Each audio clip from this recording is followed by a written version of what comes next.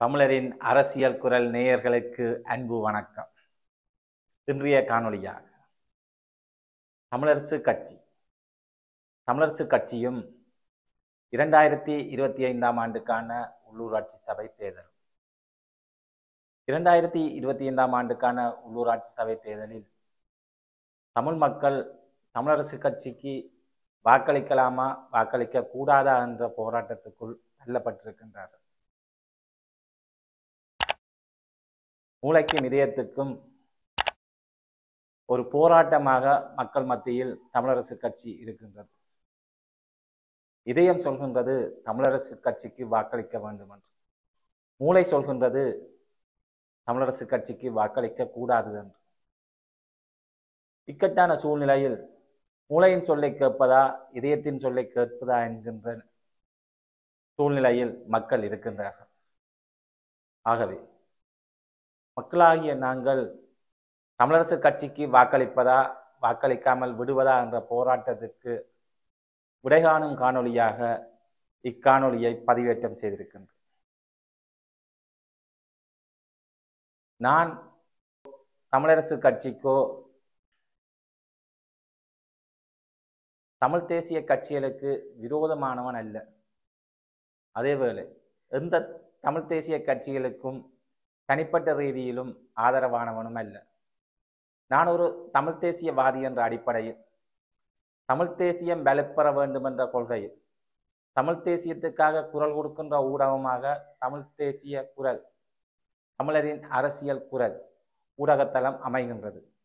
அந்த வகையில் தமிழரசு கட்சியை நாங்கள் சுத்தம் செய்ய வேண்டும், தமிழரசு கட்சிக்கு வாக்களிக்க வேண்டும் என்ற துணிப்பொருளில் இந்த காணொளி உருவாக்கப்படுகின்றது.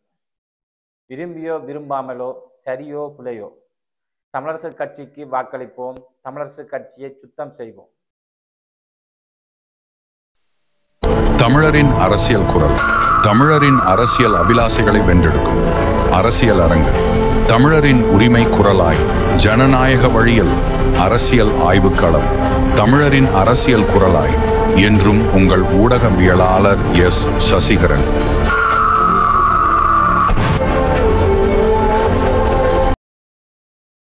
அனைவருக்கும் அன்பு வணக்கம். இன்று ஞாயிற்றுக்கிழமை 20ஆம் நாள் சித்திரை மாதம் 2025 ஆண்டு. இன்றைய நாளில் தமிழரசு கட்சிக்கு வாக்களிப்போம், தமிழரசு கட்சியை சுத்தம் செய்வோம் என்ற சுலோகத்தின் அடிப்படையில் இந்த காணொளி அமைகின்றது. தமிழ் மக்களின் இதயங்களில் நீண்ட வரலாற்றை கொண்ட தமிழரசு கட்சியை நாங்கள் எடுத்த எடுப்பில் தூக்கி எறிந்துவிட முடியாது. தமிழ் தேசிய கூட்டமைப்பு தமிழரசு கட்சி என்ற கோட்பாட்டில் எமது கடந்த காலங்களை நாங்கள் பார்க்கின்ற போது தமிழரசு கட்சி தமிழ் மக்களின் வாழ்வியலோடு பின்னி பிணைந்த ஒரு கட்சி. ஆகவே தமிழரசு கட்சியை நாங்கள் எடுத்த எடுப்பில் தூக்கி எறிந்துவிடக் கூடாது, தூக்கி எறிந்துவிட முடியாது. ஆகவே தமிழரசு கட்சிக்கு மக்களாகிய நாங்கள் ஆதரவு வழங்குவதா அல்லது எதிர்ப்பு தெரிவிப்பதா என்பது பற்றி எடுத்த எடுப்பில் நாங்கள் தீர்மானித்துவிட முடியாத ஒரு கட்சியாக தமிழரசு கட்சி தமிழர் இதயங்களில் நீண்ட வரலாற்றையுடைய ஒரு கட்சியாக இருக்கின்றது. ஆயினும் தமிழரசு கட்சியின் தற்போதைய செயற்பாடுகள் தமிழ் மக்களுக்கு ஒரு ரணகலமாகவே இருக்கின்றது. தமிழரசு கட்சியின் தலைவர்களாக தங்களை அடையாளப்படுத்தி கொண்டிருக்கின்றவர்கள் ஒரு விஷ ஜந்துக்களாகவே தமிழ் மக்கள் மத்தியில் காணப்படுகின்றார்கள். தமிழரசு கட்சியின் தலைமைத்துவத்துக்காக போராடி கொண்டிருக்கின்ற தமிழ் தலைவர்கள், தலைமைத்துவத்தை கைப்பற்ற வேண்டும் என்று போராடி கொண்டிருக்கின்ற இந்த தலைவர்கள் ஒரு விஷ ஜந்துக்களாக இருக்கின்றார்கள் என்று இந்த காணொளியூடாக பதிவு செய்ய விரும்புகின்றனர்.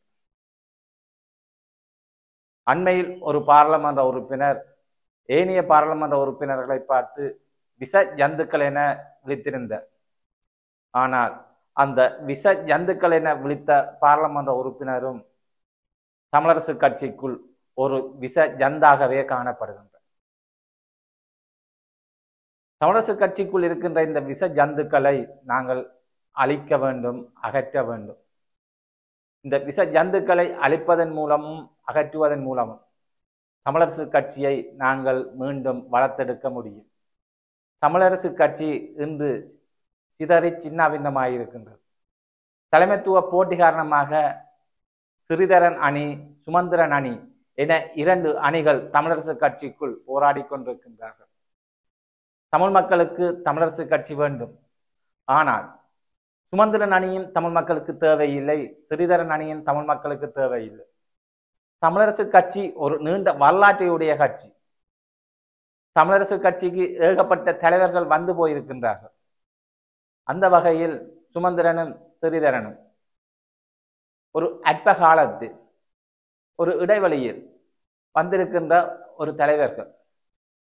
இவர்கள்தான் தமிழரசு கட்சியின் தலைவர்கள் என்ற கோதாவில் நாங்கள் யாரும் தமிழரசு கட்சியை வெறுக்கவோ ஒதுக்கவோ முடியாது. தமிழரசு கட்சி தமிழர் வரலாற்றில் ஒரு பாரம்பரியமான கட்சியாக இருக்கின்றது. தமிழீழ விடுதலை புலிகளினால், தமிழ் மக்களின் தேசிய தலைவரினால் கைகாட்டப்பட்ட ஒரு கட்சியாக இருக்கின்றது. அதனால் அந்த கட்சி தமிழ் மக்களின் இதயங்களில் ஆழ வேரூன்றி இருக்கின்ற ஒரு கட்சியாக காணப்படுகின்றது. தமிழரசு கட்சியில் இருக்கின்ற தலைவர்கள் சரியோ புலையோ என்பதற்கு அப்பால் தமிழரசு கட்சியை நாங்கள் ஆதரிக்கின்ற, வரவேற்கின்ற, உபசரிக்கின்ற ஒரு கட்சியாக தமிழ் மக்கள் மத்தியில் காணப்படுகின்றது.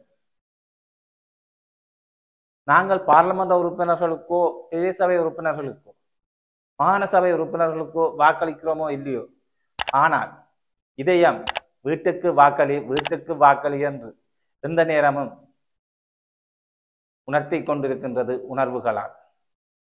ஆனால் மூளை வீட்டில் காணப்படுகின்ற மோசடிக்காரர்களினாலும், அரசியல் ஊழல்வாதிகளினாலும், அரசியல் மோசடியாளர்களினாலும் தமிழரசு கட்சி மீது தமிழ் மக்களுக்கு இது வெறுப்பு காணப்படுகின்றது. இந்த வெறுப்பு தமிழரசு கட்சியை பூண்டோடு அழிக்கும் சூழ்நிலை உருவாகியிருக்கின்றது. தமிழ் மக்கள் தமிழரசு கட்சியை வளர்த்தெடுக்க வேண்டும் என்று விரும்புகின்றார்கள். ஆனால் தமிழரசு கட்சியில் இருக்கின்ற தலைவர்களின் போட்டியும் சண்டையும் தமிழரசு கட்சியை சின்ன பின்னமாக்கி சீரழித்து அடிமட்டத்துக்கு கொண்டு வந்து விட்டிருக்கின்றது. தமிழரசு கட்சியை வளர்க்க வேண்டிய தலைவர்கள் தமக்குள் சண்டையிடுவதனால், தமக்குள் மோதிக்கொள்வதனால், தமக்கு வேண்டாதவர்களை கட்சியிலிருந்து அகற்றி கொண்டிருப்பதனால், தமக்கு பிடிக்காதவர்களை பற்றி அவதூறான கருத்துக்களை விமர்சிப்பதனால் கட்சியை விமர்சிக்கின்ற அளவுக்கு இன்று தமிழரசு கட்சி வந்திருக்கின்றது. சிறிதரன் ஒரு வகையில் சிலரை விமர்சித்துக் கொண்டிருக்கின்றார், சுமந்திரன் மறுவகையில் சிலரை விமர்சித்துக் கொண்டிருக்கின்றார். இருவரும் சேர்ந்து தமிழரசு கட்சியை சீரழித்துக் கொண்டிருக்கின்றார்கள். இந்த 2 தலைவர்களும் தமிழரசு கட்சியை வளர்க்க வேண்டியவர்கள். ஆனால் இந்த 2 தலைவர்களும் தமிழரசு கட்சியை சீரழித்து, சின்னாபின்னப்படுத்தி, சிறுமைப்படுத்தி அழித்துக் கொண்டிருக்கின்றார்கள். ஆகவே இந்த 2 தலைவர்களும் தமிழரசு கட்சிக்கு தேவையில்லை. இந்த 2 தலைவர்களும் தமிழரசு கட்சியிலிருந்து விலகி போக வேண்டும். இந்த 2 தலைவர்களும் தமிழரசு கட்சியை விட்டு வெளியேறினால்தான் தமிழரசு கட்சி உருப்படும், உருவாகும். தமிழர்களின் தேசிய பிரச்சினைக்கு ஒரு அரசியல் ரீதியில் தலைமை தாங்குகின்ற கட்சியாக தமிழரசு கட்சியால் உருவாக முடியும். ஆகவே தமிழரசு கட்சிக்கு தமிழ் மக்கள் ஆதரவளிக்க வேண்டுமானால், தமிழரசு கட்சியை தமிழ் மக்களின் தேசிய கட்சியாக உருவாக்க வேண்டுமானால், சிறிதரனும் சுமந்திரனும் தமிழரசு கட்சியிலிருந்து விலக வேண்டும். இருவரும் தலைமைத்துவ போட்டிக்கு போட்டி போட்டுக் கொண்டிருக்காங்க. இருவரும் அரசியலிருந்து ஒதுங்கி புதிய இளம் தலைவர்களுக்கு அரசியலில் வழிவிட வேண்டும். சுமந்திரனுக்கும் சிறிதரனுக்கும் இருக்கின்ற போராட்டத்தின் மத்தியில் இடையில் CVK சிவஞானம் அவர்கள் குள்ளநெறியாக தலைமை பொறுப்பை ஏற்றிருக்கின்றார். அவருடைய குள்ளநெறி விளையாட்டின் ஊடாக அவர் பதவிக்கு வந்திருக்கின்றார். அவருக்கும் தமிழரசு கட்சியின் தலைமைத்துவத்தை பொறுப்பேற்று வழிநடத்துகின்ற தகுதி இல்லை. அவரும் ஒரு கிளடு கட்டையாகிவிட்டார், அருளை வேந்து விட்டது. ஆகவே அவரும் தமிழ் அரசு கட்சிக்கு தலைமை தாங்குகின்ற தகுதியற்றவராகவே காணப்படுகின்றார். அவர் சுமந்திரனுக்கும் சிறிதரனுக்கும் வாழையின் தலையையும் காட்டுகின்ற விலாங்கு மீனாகவே இருக்கின்றார். சுமந்திரனுக்கு சார்பாக இருந்து கொண்டு, சிறிதரனுக்கு எதிராக இருந்து கொண்டு சிறிதரனையும் சுமந்திரனையும் சமாளித்து போகின்ற ஒரு தலைவராக தன்னை அடையாளப்படுத்தி கொண்டிருக்கின்றார். ஆனால் உண்மையில் சிவஞானம் ஸ்ரீதரன் தனித்து நிற்கின்றார். சிவிகே சிவஞானம் சுமந்திரனுக்காக செயற்படுகின்றார். தமிழரசு கட்சியின் தலைவரும் கட்சி பிரச்சனையை தீர்ப்பதற்கான உருப்படியான எந்த நடவடிக்கையும் எடுக்க தவறி இருக்கின்றார். ஸ்ரீதரனையும் சுமந்திரனையும் சமாதானப்படுத்தி இருவரையும் சமரசத்துக்கு கொண்டு வருகின்ற முயற்சியை சிவிகே சிவஞானம் இதுவரையில் எடுக்கவில்லை. சுமந்திரனுக்கும் ஸ்ரீதரனுக்கும் போர் நடந்து கொண்டிருக்கும் வகையில் தான் அதுவரையும் தான் சிவிகே சிவஞானமும் தமிழரசு கட்சியின் தலைவராக இருக்க முடியும். ஆகவே ஸ்ரீதரனுக்கும் சுமந்திரனுக்கும் இடையில் நடைபெறுகின்ற போரை தீர்ப்பதற்கு சிவிகே சிவஞானத்துக்கும் விருப்பமில்லை. இந்த போர் தொடர்ந்து கொண்டிருக்க வேண்டும் என்று சிவிகே சிவஞானம் எண்ணெயூற்றி நெருப்பை பற்ற வைத்து இந்த பிரச்சனையை வளர்த்து கொண்டிருக்கின்றார். ஒட்டுமொத்தத்தில் சிவிகே சிவஞானம் ஆனாலும் சரி, சுமந்திரன் ஆனாலும் சரி, ஸ்ரீதரன் ஆனாலும் சரி, மூவரும் தமிழரசு கட்சிக்கு பொருத்தமான தலைவர்கள் இல்லை. சிவஞானம் ஸ்ரீதரன் அவர்கள் தமிழரசு கட்சியை தலைமையேற்று வழிநடத்துகின்ற ஒரு தகுதி வாய்ந்த தலைவராக தன்னை அடையாளப்படுத்தவில்லை. தமிழ் தேசியத்தையும் தமிழீழ விடுதலை புலிகளையும் மாவீரர்களையும் தேசிய தலைவரையும் ஆதரிக்கின்ற ஸ்ரீதரன் அவர்கள் நேர்மையான ஒழுக்கமுள்ள அரசியல் தலைவராக அவர் அடையாளப்படுத்தவில்லை. கிளிநொச்சி மண்ணில் ஸ்ரீதரன் பல எதிர்ப்புகளை சம்பாதித்திருக்கின்றார். கிளிநொச்சியில் நடைபெற இருந்த ஏராளமான அபிவிருத்தி திட்டங்களுக்கு ஸ்ரீதரன் முட்டுக்கட்டையாக இருந்திருக்கின்றார். தமிழரசு கட்சிக்கு ஆதரவில்லாத எந்த திட்டத்தையும் கிளிநொச்சி மண்ணில் உருவாகுவதற்கு ஸ்ரீதரன் கடந்த காலங்களில் இடமளிக்கவில்லை. தனக்கு ஆதரவானவர்கள் மட்டும்தான் கிளிநொச்சி மண்ணில் செயல் திட்டங்களை முன்னெடுக்க வேண்டும், தனக்கு எதிரான எவரும் கிளிநொச்சி மண்ணில் உருவாகக்கூடாது, வளரக்கூடாது என்பதில் சிவஞானம் ஸ்ரீதரன் மிகவும் நேர்த்தியாக கடந்த காலங்களில் செயற்பட்டவர். இதனால் கிளிநொச்சியில் பல எதிர்ப்புகளை சிவஞானம் ஸ்ரீதரன் சந்தித்திருக்கின்றார். கிளிநொச்சி மண்ணில் முன்னாள் போராளிகளை சிவஞானம் ஸ்ரீதரன் ஒட்டுமொத்தத்தில் பகையாளியாக சந்தித்திருக்கின்றார். அதேவேளை கிளிநொச்சி மண்ணில் இருக்கின்ற மலையக மக்களை ஸ்ரீதரன் சிவஞானம் ஒரு பகையாளியாகவே காண்கின்றார். ஆகவே கிளிநொச்சியில் இருக்கின்ற பெரிய வாக்கு வங்கி முன்னாள் போராளிகள், மலையக மக்கள், இந்த இரண்டு மக்களுடைய எதிர்ப்பையும் சிவஞானம் ஸ்ரீதரன் சந்தித்திருக்கின்றார். சிவஞானம் ஸ்ரீதரன் கிளிநொச்சிக்குள்ளும் யாழ்ப்பாணத்துக்குள்ளும் சுற்றித் திரிகின்ற ஒரு குறுநில மன்னராகவே காணப்படுகின்றார். சிவஞானம் ஸ்ரீதரன் கட்சிக்குள் இருக்கின்ற உறுப்பினர்களுக்கு கட்சி கூட்டங்களில் பிரச்சனைகள் வருகின்ற போது எவருக்காகவுமே குரல் கொடுக்கின்ற ஒரு தலைவராக இருந்ததில்லை. கட்சிக்குள் நடக்கின்ற பல்வேறு பிரச்சனைகளுக்கு சிவஞானம் ஸ்ரீதரன் எப்போதும் ஒரு மௌனியாகவே இருந்திருக்கின்றார். தனது கட்சி ஆதரவுகளுக்காக மட்டும்தான் சிவஞானம் ஸ்ரீதரன் குரல் கொடுக்கின்ற ஒரு ஆளாக காணப்பட்டிருக்கின்றார். அதிலும் குறிப்பாக தனக்கு ஆதரவானவர்களுக்கு மட்டும் குரல் கொடுக்கின்ற ஒருவராகவே காணப்பட்டிருக்கின்றார். தமிழரசு கட்சிக்கு குரல் கொடுக்கின்ற ஆதரவாளராக அவர் ஒருபோதும் இருந்ததில்லை. மத்திய குழு கூட்டங்களில் கூட ஸ்ரீதரன் பல சந்தர்ப்பங்களில் மௌனியாகவே இருந்திருக்கின்றார். பல்வேறு பிரச்சனைகள் தொடர்பாக ஆராய்கின்ற போது அவர் தன்னை ஒரு சுயநலவாதியாகவே காட்டிக் கொண்டிருப்பார். இப்போது மத்திய குழு கூட்டங்களில் தன்னை ஒரு பொது நலவாதியாக அவர் எப்போதும் நிரூபிக்க தவறி இருக்கின்றார்.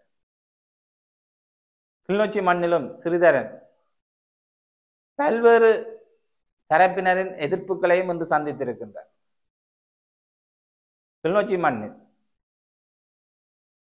பலருடைய எதிர்ப்புகள் மத்தியில் தான் இன்று அவருடைய அரசியல் பயணமும் நகர்ந்து கொண்டிருக்கின்றது.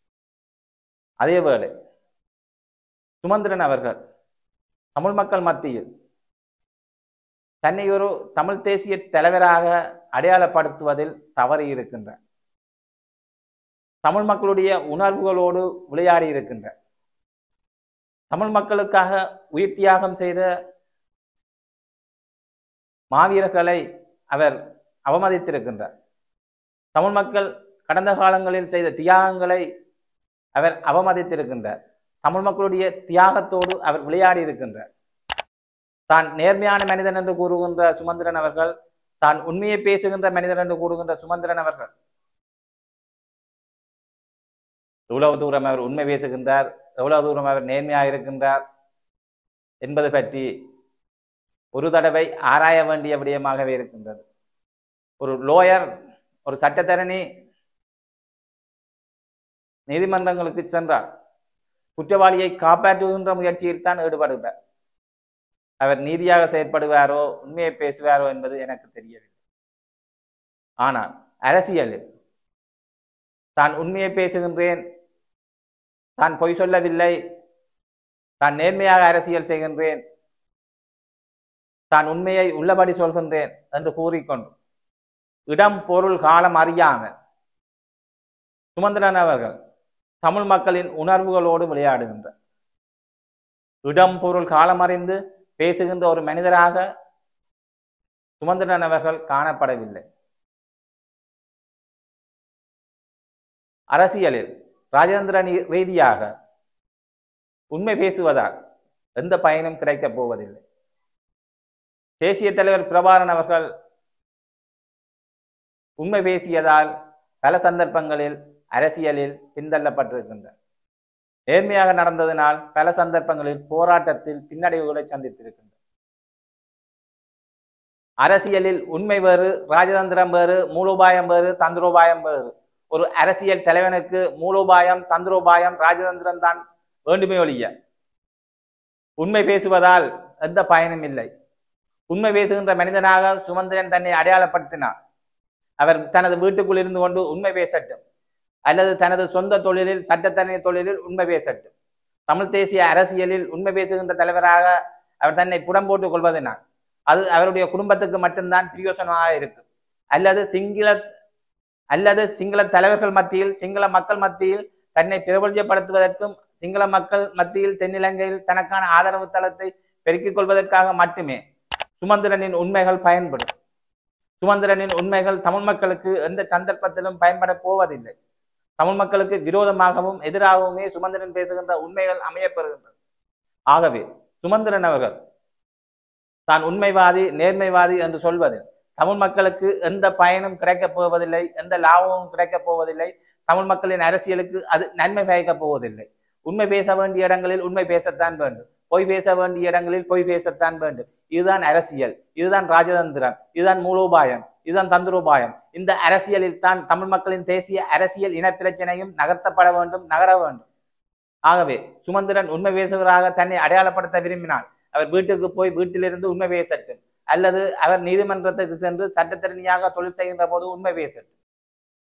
சுமந்திரனின் உண்மைகள் பற்றி, நேர்மைகள் பற்றி தமிழ் தேசிய அரசியலுக்கு தேவையில்லை. ஆகவே சுமந்திரன் அவர்கள் தன்னை மாற்றிக்கொள்ள வேண்டும், இல்லையில் தமிழ் தேசிய அரசியலிருந்து ஒதுங்க வேண்டும். இன்று சுமந்திரனாலும் தமிழரசு கட்சி சீரழிந்து சின்னாபின்னமாகி கொண்டிருக்கின்றது. இந்த சுமந்திரனும் ஸ்ரீதரனும் தான் தமிழரசு கட்சியை சீரழித்து சின்னாபின்னப்படுத்தி அழித்துக் கொண்டிருக்கின்றார்கள். தமது சுயநலத்துக்காக தமிழரசு கட்சிக்கு போட் போடுங்கள், தங்களுக்கு போட் போடுங்கள் என்று கேட்கின்றார்களே ஒழிய தமிழரசு கட்சியை வளர்க்க வேண்டும், தமிழ் மக்களின் தேசிய அரசியல் இனப்பிரச்சனைக்கு தீர்வு காண வேண்டும் என்ற சிந்தனையில் சுமந்திரனும் ஸ்ரீதரனும் இல்லை. அதனால் தான் சொல்கின்றேன், இந்த தமிழரசு கட்சியை நாங்கள் வளர்க்க வேண்டும், அதனை உருவாக்க வேண்டும், அதனை அழியவிடக்கூடாது. அதனால் அதற்கு வாக்களிக்க வேண்டும். ஆனால் இந்த சுமந்திரனையும் ஸ்ரீதரனையும் கட்சியிலிருந்து அகற்றி கட்சியை சுத்தம் செய்ய வேண்டும். கட்சியை சுத்தம் செய்தால் மட்டுமே தமிழரசு கட்சியை வளர்க்க முடியும். தமிழரசு கட்சிக்கு எல்லோரையும் வாக்களிக்க சொல்லி கேட்க முடியும். ஆகவே தமிழரசு கட்சியின் நீண்டகால ஆதரவாளர்கள் தமிழரசு கட்சிக்காக பெருமூச்சு விட்டுக் கொண்டிருக்கின்றார்கள். தமிழரசு கட்சிக்காக நீண்டகாலம் உழைத்தவர்கள் தமிழரசு கட்சியை நினைத்து அழுது கொண்டிருக்கின்றார்கள், வெம்பிக் கொண்டிருக்கின்றார்கள். மூத்த தலைவர்கள், தமிழரசு கட்சிக்காக உழைத்த மூத்த மனிதர்கள் தங்கள் கட்சி சீரழிந்து சின்னாபின்னமாகி அழிந்து கொண்டிருப்பதை கண்முன்னே கண்டு கலங்கி கொண்டிருக்கின்றார்கள். அவர்களுடைய இதயங்கள் வெடித்துக் கொண்டிருக்கின்றன. அவர்கள் அந்த கட்சிக்காக காலாதி காலமாக நீண்ட காலமாக தங்களை அர்ப்பணித்து அந்த கட்சியை வளர்ப்பதற்காக அவர்கள் போராடியவர்கள் இன்று வேதனையின் விளிம்பில் இருக்கின்றார்கள். இந்த தமிழரசு கட்சி இவ்வாறு அழிந்து கொண்டிருப்பதைக் கண்டு கண்ணுக்கு முன்னே தமிழரசு கட்சி ஒரு சில சுயநலவாதிகளால் அழிக்கப்பட்டு கொண்டிருக்கின்றது, அழிந்து கொண்டிருக்கின்றது.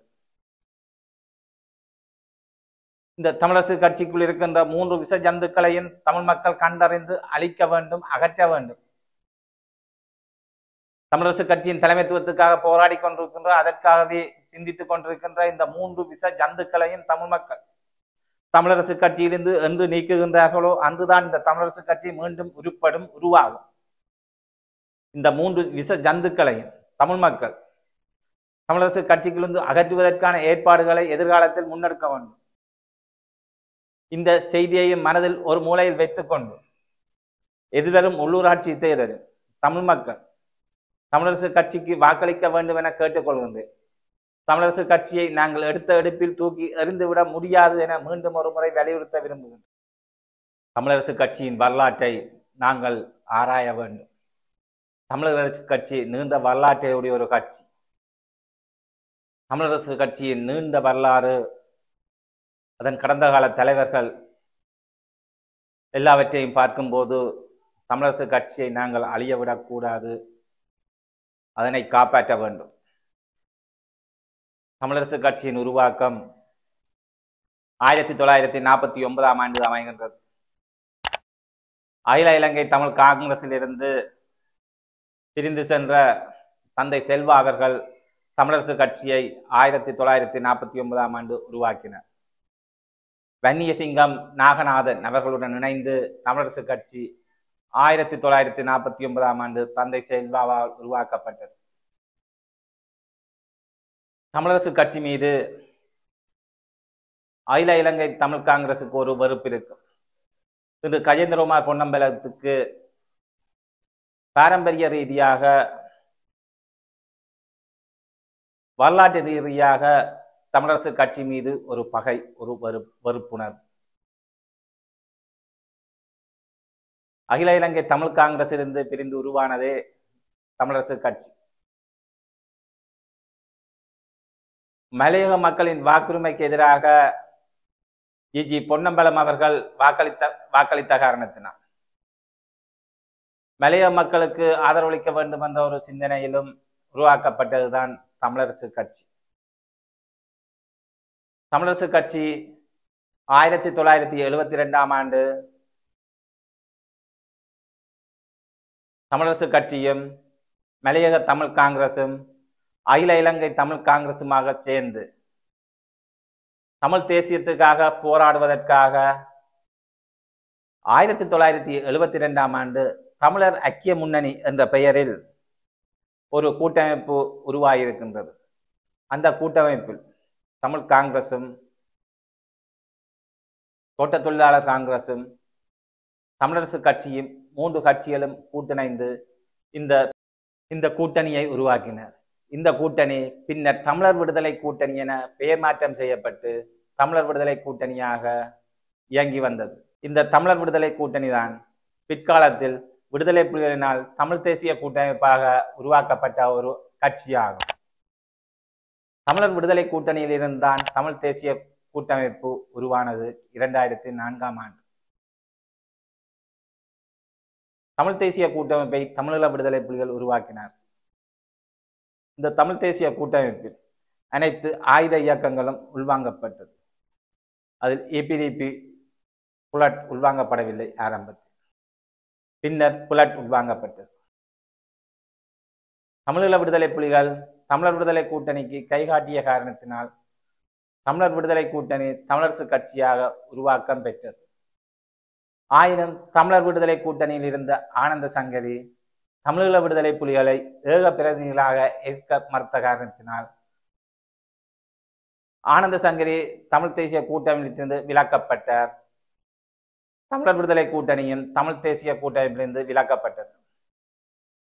அதன் பின்னர் தமிழரசு கட்சி தமிழ் தேசிய கூட்டமைப்பின் பிரதான கட்சியாக உருவாக்கம் பெற்றது. தமிழ் தேசிய கூட்டமைப்பின் பிரதான கட்சியாக, தாய் கட்சியாக தமிழரசு கட்சி உருவானதன் பின் தமிழரசு கட்சியை விடுதலை புலிகளும் வழிநடத்த ஆரம்பித்தார்.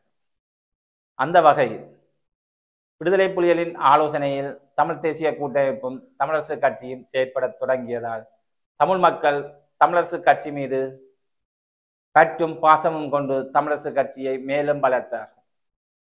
விடுதலை புலிகளின் வீழ்ச்சிக்கு பின் கஜேந்திரகுமார் பொன்னம்பலம் அவர்கள் தனது பாரம்பரிய குடும்ப பகையை தமிழரசு கட்சி மீது காட்டி தமிழ் தேசிய கூட்டமைப்பிலிருந்து பிரிந்து சென்றார்.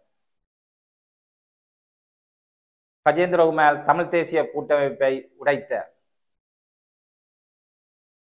அவருடைய பழக்கதோஷத்தின்படி தனது குடும்ப பாரம்பரியத்தை தனது சுயநல அரசியலை முன்னெடுப்பதற்காக தமிழ் தேசிய கூட்டமைப்பை உடைத்து தனி கட்சியாக செயற்பட ஆரம்பித்தார். அதன் மூலம் தமிழரசு கட்சி தமிழ் தேசிய கூட்டமைப்பிலிருந்து சிதற ஆரம்பித்தது. தங்களுடைய தலைமைத்துவ பதவி போட்டிகளுக்காக தமிழ் தேசிய கூட்டமைப்புக்குள் ஆயுத இயக்கங்கள் ஆயுத கட்சிகள் இருப்பதை விரும்பவில்லை. அந்த ஆயுத இயக்க கட்சிகளை தமிழ் தேசிய கூட்டமைப்பிலிருந்து ஓரம் கட்டுவதற்காக சுமந்திரனும் ஸ்ரீதரனும் பல்வேறு முயற்சிகளை எடுத்தார்கள். சுமந்திரன் அவர்கள் ஏனைய மாற்று இயக்கங்களை அகற்றுவதற்காக அவர் கூட்டமைப்புகளிலிருந்து ஆயுத இயக்கங்கள் மீது நடவடிக்கை எடுத்தார். ஆனால் ஸ்ரீதரன், தமிழ் தேசியம் பேசுகின்ற ஸ்ரீதரன், தேசிய தலைவரை கடவுளாக நினைக்கின்ற ஸ்ரீதரன், முன்னாள் போராளிகளை தமிழ் தேசிய கூட்டமைப்புக்குள் வரவிடாமல் பாதுகாப்பதில் மிகவும் அவதானமாகவும் தெளிவாகவும் இருந்தார். கிளிநொச்சியிலிருந்து எந்த முன்னாள் போராளிகளும் தமிழ் தேசிய கூட்டமைப்புக்குள் வந்துவிடக்கூடாது, உயர்ந்த இடங்களுக்கு வந்துவிடக்கூடாது என்பது ஸ்ரீதரன் அவர்கள் மிகவும் வெளிப்படையாக செயற்பட்டார். ஆனால் சுமந்திரன் அவர்கள் விடுதலை புலிகள் சார்ந்து அவர் சிந்திக்கவில்லை. அவர் ஆயுத இயக்கங்கள் முன்னர் இராணுவத்துடன் சேர்ந்து இயங்கிய ஆயுத குழுக்களைத்தான் அரசியலுக்குள் வரக்கூடாது என்பதில் கண்ணும் கருத்துமாக இருந்தது. ஆகவே இருவரும் சேர்ந்து ஆயுத போராட்டங்களில் இருந்தவர்கள் யாருமே தமிழரசு கட்சிக்குள் இல்லாட்டி தமிழ் தேசிய கூட்டமைப்புக்குள் உள்வந்து விடக்கூடாது என்பதில் தெளிவாக இருந்தார். இதுதான் தமிழரசு கட்சியின் ஒரு மேலோட்டமான வரலாறு.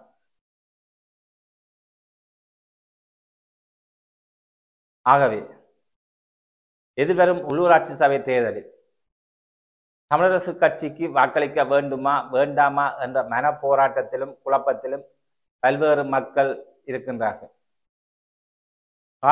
காலங்காலமாக தமிழரசு கட்சியை ஆதரித்தவர்கள், வீட்டு சின்னத்துக்கு வாக்களித்தவர்கள் இன்று வாக்களிப்பதா வாக்களிக்காமல் விடுவதா என்ற போராட்டத்துக்கு இருக்கின்றார்கள். இச்சந்தர்ப்பத்தில் நான் ஒரு கருத்தை பதிவு செய்ய விரும்புகின்றேன்.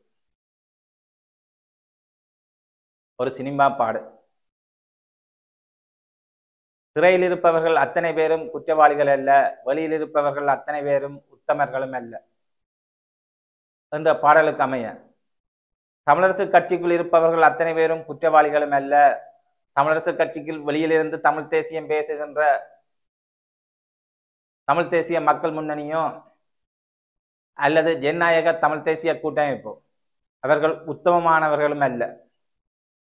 எல்லோரும் தமிழ் தேசியத்துக்கு விரோதமாக செயற்பட்டவர்கள் தான் என்று தமிழ் தேசியம் பேசிக் கொண்டிருக்கின்றார். ஆகவே அவர் உத்தமர், அவர் நல்லவர், அவர் வல்லவர், இவர் கெட்டவர் என்று கூறுவதற்கு யாரும் இல்லை.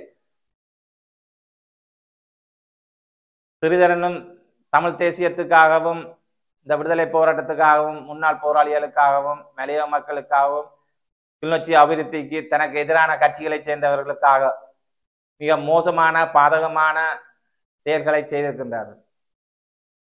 கிளிநொச்சி மாவட்டத்தில் சிறுதரனால் பாதிக்கப்பட்டவர்கள் ஏராளம் பேர் இருக்கின்றார்கள். அரசியல் ரீதியில் பழிவாங்கப்பட்டவர்கள் ஏராளம் பேர் இருக்கின்றார்கள். முன்னாள் போராளிகள் எல்லோருமே கிளிநொச்சி மாவட்டத்தில் தமிழரசு கட்சியை நோக்கித்தான் ஆரம்பத்தில் வந்தார்கள். ஆனால் ஸ்ரீதரனின் அணுகுமுறை காரணமாகவே இன்று தமிழரசு கட்சிக்கு எதிரான தளங்களில் போய் அவர்கள் நிற்கின்றார்கள். ஆகவே சுமந்திரனுக்காகவோ ஸ்ரீதரனுக்காகவோ நாங்கள் தமிழரசு கட்சி மீது வெறுப்பு கொள்ள வேண்டிய தேவை இல்லை. தமிழரசு கட்சியை ஆதரிக்க வேண்டிய தேவை ஒவ்வொரு தமிழருக்கும் உண்டு. தமிழர்களின் நீண்டகால வரலாற்றை பாதுகாக்க வேண்டிய கடமை ஒவ்வொரு தமிழ் மக்களுக்கும் உண்டு. ஆகவே தமிழரசு கட்சிக்கு வாக்களிப்போம், தமிழரசு கட்சிக்கு வாக்களிப்போம், தமிழரசு கட்சியை சுத்தம் செய்வோம். தமிழரசு கட்சிக்கு வாக்களிப்போம், தமிழரசு கட்சியை சுத்தம் செய்வோம் என்று கேட்டுக்கொள்கின்றேன். தமிழரசு கட்சியில் இருக்கின்ற இந்த விஷ ஜந்துக்களை அகற்றுவதற்கு எல்லோரும் கூட்டுணைந்து எதிர்காலத்தில் முயற்சி எடுப்பதன் மூலம் தமிழரசு கட்சியை சுத்தம் செய்ய முடியும். தமிழரசு கட்சியின் மூத்த தலைவர்களுக்கு இவ்வேளை ஒரு அன்பான அழைப்பை விடுகின்றேன். வெளிநாட்டில் இருக்கின்றவர்களும் சரி, உள்நாட்டில் இருக்கின்றவர்களும் சரி, தமிழரசு கட்சியின் மூத்த தலைவர்கள், தமிழரசு கட்சியின் மத்திய உறுப்பினர்கள் சிறிதரனுக்காகவும் வக்காலத்து வாங்கக்கூடாது, சுமந்திரனுக்காகவும் வக்காலத்து வாங்கக்கூடாது, சிவிகே சிவஞானத்துக்காகவும் வக்காலத்து வாங்கக்கூடாது. தமிழரசு கட்சியை வளர்ப்பதற்காகவும் அதனை உருவாக்குவதற்காகவும் அவர்கள் முயற்சி எடுக்க வேண்டும். இந்த விஷ ஜந்துக்களை தமிழரசு கட்சியிலிருந்து அகற்றி ஒரு புனிதமான ஒரு தேசிய நலன் கருதிய தமிழரசு கட்சியை எல்லோரும் சேர்ந்து உருவாக்க வேண்டும் என்று இவ்வேளையில் கேட்டுக்கொண்டு இந்த காணொலியை நிறைவு செய்கின்றேன். நன்றி. தமிழரின் அரசியல் குரல் யூடியூப் சேனல் உருவாக்கத்திற்கும் அதன் வளர்ச்சிக்கும் உங்கள் ஆதரவினையும் பங்களிப்பினையும் எதிர்பார்க்கின்றோம். இது எமது இனத்தின் உரிமைக்கும் விடுதலைக்குமான ஊடக தளமாகும். இவ்தளத்தினை பின்தொடருமாறும் தமிழரின் அரசியல் குரல் யூடியூப் தள குழுவில் இணைந்து கொள்ளுமாறும் அன்புடன் கேட்டுக்கொள்கின்றோம். நீங்கள் எமது குழுவில் இணைந்து கொள்ள சப்ஸ்கிரைப் செய்யுமாறு அன்புடன் வேண்டுகின்றோம். அதேவேளை பெல்வட்டினையும் அமர்த்துங்கள். அப்பொழுது எமது பதிவுகள் குறும் செய்தியாக தங்களை வந்தடையும். எமது தளத்தினை உங்கள் நண்பர்களுடன் பகிர்ந்து அறிமுகம் செய்து வைக்குமாறு கேட்டுக்கொள்கின்றோம். தமிழரின் அரசியல் குரலாய் என்றும் உங்கள் ஊடகவியலாளர் எஸ். சசிகரன்.